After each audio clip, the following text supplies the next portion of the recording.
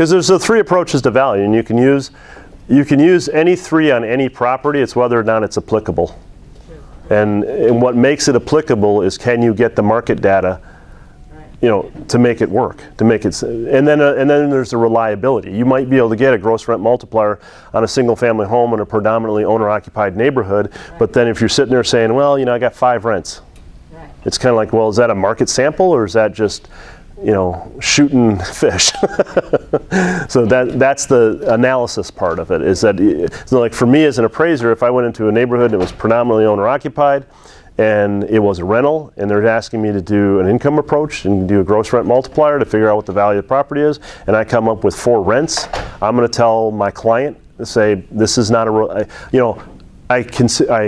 how's it go? I looked at the income approach, I considered the income approach, there was not enough market data to make it a credible, because I have to produce a credible report. I can't wing it. All right, let me get back some of this, because I know I'm way off. You guys will get this if you come up and drop your thing. So these are, like I said, points, red flags that jump out for when you want to do rebuttals. What information in the report is justified time adjustments?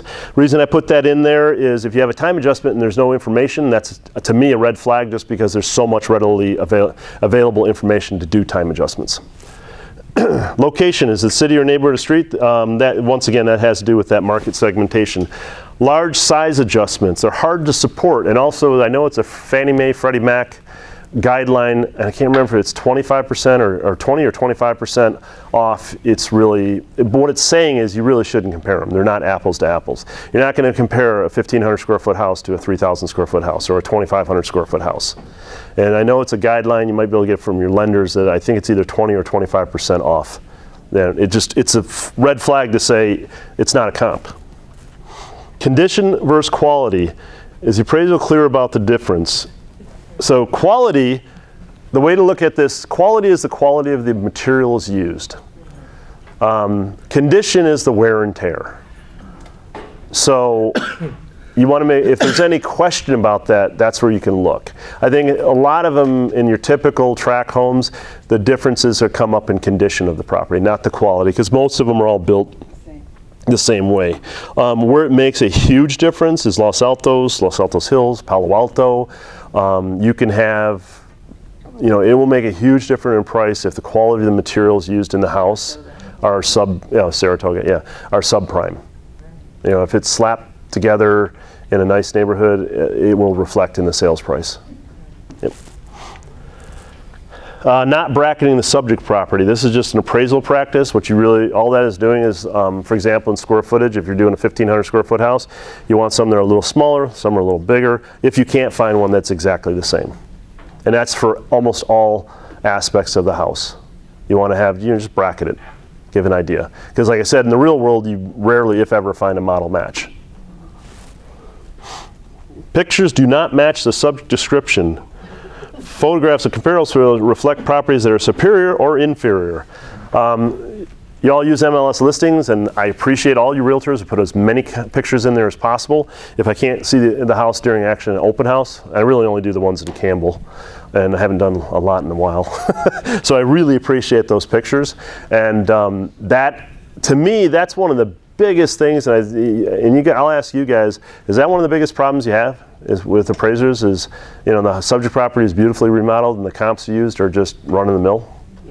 Because in reviews, that's what I've run into. I've just run into, and what's frustrating to me is that if the appraiser has MLS listings, it usually stands out in the pictures.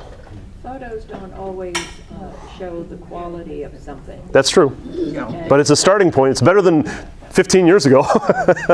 We had nothing. Yeah, no, it's a starting point. Mm-hmm. Yeah, and that's what I'm saying is that you're looking for a red flag is whether or not you actually, is there something that's jumping out? I mean, if you look at, if your subject property has a remodeled kitchen and you're looking at your comps and you look at the picture of the kitchen and you can tell that it's, dated stuff, then. But there's remodeled and remodeled. Mm-hmm. I mean, there's quality of, quality which you can't see in the photo. Yep. And that's where the verification, and I'm getting to that too. Once again, verification of data, calling the realtor involved. You guys give me lots of information when I actually get you on the phone.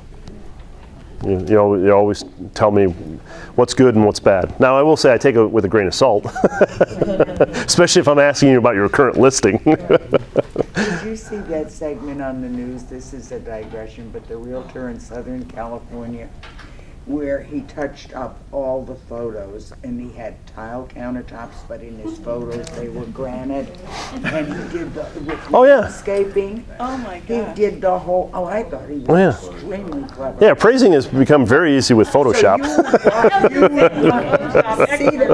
He's in trouble. Yeah. He got in big trouble. Well, here's a good, this is my answer to that. A few years back, we had a member of the Appraisal Institute, and we're up at our meeting, and we had the head of the OREA, Office of Real Estate Appraisers. And we're talking about all these wonderful new rules. What was, man, I forgot what it was called, HVCC. And then Dodd-Frank and all these other things going on. And as I said before, I do a ton of forensic appraisals for Fannie Mae. By the time they get into the field, they've already pretty much decided that it's fraud.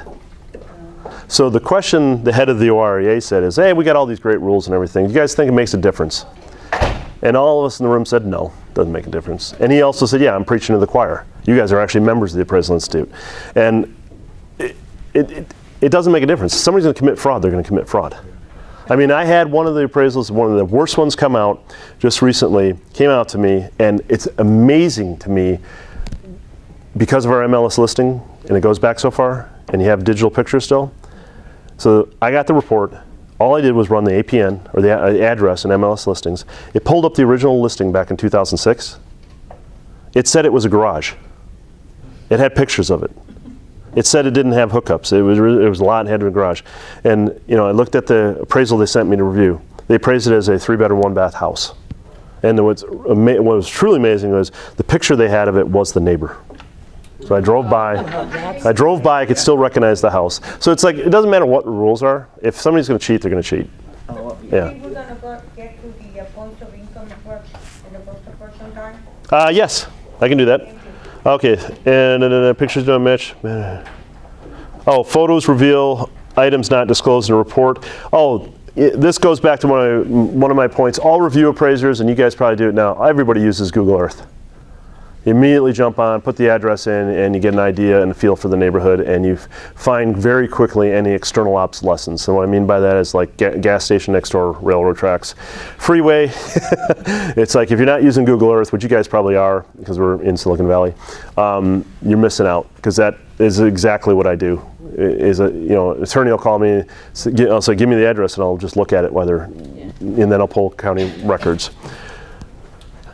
Oh, no support at all for adjustments. This is a pet peeve that I have with lender appraisers, and I've done it in the past too. Just make adjustments without support. It's terrible. But what I'm saying is, in aiding you to do review or rebuttal, very big weakness is, yes, a bedroom adjustment with no data, a pool adjustment with no data. And that's what I'm saying. With the first step in rebutting an appraisal is look at the stuff that they use, try to get all the information you can on the comparables, figure out if there was any missed information or wrong information, because the first thing you're going to have to do from an appraiser's point of view is point out to me how my comps were wrong. Because if all you're going to do is send me more comps, I'm going to sit there and go, I don't know, I already looked at them and mine are better because of X, Y, Z. But if you send me comps and say, well, you say it's 1,500 square feet, found out from the owner or the people involved that it's 2,000 square feet, there's something that's different. Same thing with bedroom and bath, or with condition, or school district. I mean, the appraiser should have known the school district. But that's, like I said, the first thing is, and that's why I was asking, I don't know, in terms of the rebuttal, I've seen one, I don't know if that might have been B of A's. In the terms of the rebuttal letters lenders do, allow you guys to do they have a section where you're just rebutting the current comps used? Or are they just saying you have to provide new comps? Well, I had a situation probably about a year and a half ago where the appraisal came in low, and he defined the neighborhood very specifically. And I took a look and I found comps within that neighborhood that I felt were superior, and so I submitted them to him and said, I think these are superior comps. They were in the same time frame and everything, and he refused to accept them, saying they were not within, they're not comparable because of neighborhood differences, but they were within the neighborhood that he defined. So, What's that saying there? I forgot this saying. There's nothing for stupidity. I don't know. No, I mean, that would be frustrating because you're saying you stayed within his definition of market and said, here are my comps, and then his reply was, nope, they're not within my market. basically. Yeah. See, that's So- because one of the rebuttal things is if you think the appraiser's market definition or delineation is wrong, then, and you can say, well, this market is this because of the school district or distance to downtown or these other amenities, that's a legitimate rebuttal point. But yeah, if you're saying, I'm rebutting you, I'm using comps within your market definition, and the responses are not within my market, that's just strange. And I'm not saying that doesn't happen all the time. All right, let me get going here. Yeah, so that's my pet peeve, no support at all. Oh, reconciliation, look closely at too wide of a range of weighting comps. And then consistency, that's kind of answering yours, is whether or not that appraiser was consistent on their market. So mistakes can unwind an appraisal very fast. Check all the math, direction of the adjustments, cap rates, that has to do with more commercial. Yeah.